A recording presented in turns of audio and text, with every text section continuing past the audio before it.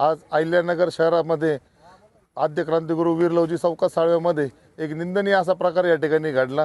काही जिहादी प्रवृत्तीच्या एका इसमाने या ठिकाणी आद्य क्रांतिगुरू लवजी वस्ताद साळवे नामकरण असलेला फलक या ठिकाणी ओढून पाडलेला आहे। या घटनेचा मी प्रथमतः या ठिकाणी निषेध करत आहे व प्रशासनाला मी आपल्या मीडियाद्वारे मागणी करत आहे की ह्या जिहादियांवर एक कठोर अशी कारवाई या ठिकाणी केली पाहिजे, नाहीतर या समाजाचा उद्रेकाला आपल्याला सामोरे जावे लागेल व या जिहादी वृत्तीला आपण जागीच ठेचलं नाही तर आम्हाला या ठिकाणी कठोर पर्याय उचलावे लागतील।